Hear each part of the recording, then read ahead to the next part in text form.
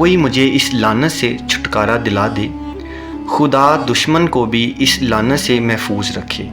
یہ تو انسانوں کو کہیں کا بھی نہیں چھوڑتی۔ ان خیالات کا اظہار چنسیر گوٹ کے رہنے والے ایک ابراہیم نے کیا، جو ہیروین کی لت میں پڑ کر سارا دن ادھر ادھر مارا پھرتا ہے۔ ابراہیم کے بارے میں پتہ چلا ہے کہ وہ اچھا خاصا ویلڈر تھا۔ یہ خوبصورت نوجوان دن بھر محنت کر کے اپنے بیوی بچوں کے ساتھ سکون کی زندگی بسر کر رہا تھا۔ ابراہیم کے مطابق ہیروین کا چرچا سن کر دوستوں کی ترغیب پر وہ اس کی طرف مائل ہوا، لیکن رفتہ رفتہ گھر کا سکون برباد ہوتا گیا۔ فاقہ کشی کے باعث چند رشتہ داروں نے بچوں کو تو سہارا دے دیا، لیکن وہ خود کوڑے اور غلاظت کے ڈھیر پر سارا دن کاغذ وغیرہ جمع کر کے فروخت کرتا ہے، لیکن اس آمدنی سے صرف وہ نشہ ہی پورا کر سکتا ہے۔ ابراہیم سے پوچھا گیا کہ تم ایک اچھے کاریگر ہو، پھر کیوں گندگی کے ڈھیر پر گھومتے ہو؟ جس کا جواب دیتے ہوئے ابراہیم نے کہا، صاحب اب اگر میں یہ بھی نہ کروں تو کون مجھے نشے کے لیے 40 روپے دے گا؟ بیوی بچے تو پہلے ہی میری وجہ سے دوسروں کے سہارے زندگی بسر کر رہے ہیں۔ ٹھیک ہے کوئی مجھے روٹی تو دے دے گا، لیکن نشہ کہاں سے کروں گا؟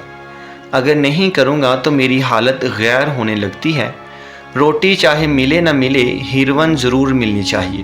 اس نے بتایا کہ میں نے اس سے چھٹکارا حاصل کرنے کی بہت کوشش کی ہے، لیکن میرے پاس اتنے وسائل نہیں کہ اپنا علاج کرا سکوں۔ حالانکہ 1-2 مرتبہ میں نے دوا استعمال کی، لیکن مہنگی دوا نہیں خرید سکتا۔ سرکاری ہسپتال والے تو ویسے ہی ہماری شکل دیکھ کر بھگا دیتے ہیں، یعنی وہاں کے چوکیدار ہمیں گیٹ سے اندر بھی نہیں جانے دیتے۔ آخر مجبور ہو کر نشہ کرنا پڑتا ہے۔ ابراہیم نے کہا کہ ہاں، اگر میرے علاج کا بندوبست ہو جائے تو میں خدا کا شکر ادا کروں گا کہ میری جان کو لگنے والے اس روگ سے نجات مل گئی۔ چنسیر گوٹھ کے دوسرے لوگوں نے بتایا کہ ابراہیم نہایت محنتی شخص تھا، لیکن منشیات نے اس کی زندگی تباہ کر کے رکھ دی ہے۔ یہ تو اچھا ہوا کہ اس کے رشتہ دار اس کے بچوں کی دیکھ بھال کر رہے ہیں، ورنہ اس زمانے میں کون کسی کی پرواہ کرتا ہے۔ انہی لوگوں کے مطابق یہ شخص رات کو گندگی کے ڈھیر پر ہی سو جاتا ہے۔ ابراہیم نے کہا کہ سرکاری طور پر ہم جیسے ناکارہ لوگوں کا علاج ہو جائے تو بہت سے بھٹکے ہوئے نوجوان راہ راست پر آ سکتے ہیں۔ کاش میں اس دلدل میں نہ پھنستا جس نے آج میرے گھر کو تباہ و برباد کر دیا ہے۔ میری بیوی نہ جانے کس حال میں بچوں کی پرورش کر رہی ہوگی۔ بچے مجھے دیکھ کر کیا محسوس کرتے ہوں گے کہ یہ کیسا باپ ہے، گندا منہ، بال بکھرے ہوئے، کپڑے بھی صاف نہیں رکھتا، اور پتہ نہیں میرے بچے کیا کیا سوچتے ہوں گے۔ وہ معصوم چہرے بھی مجھے دیکھ کر ضرور پریشان ہو جاتے ہوں گے۔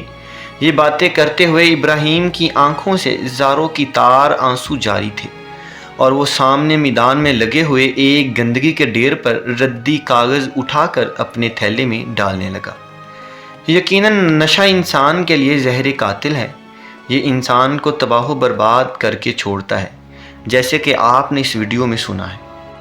آخر میں اللہ تعالیٰ سے دعا ہے ہم سب کو ایسے نشوں سے بچنے کی توفیق عطا فرمائے اور ایسے لوگوں کی مدد کرنے کی توفیق عطا فرمائے۔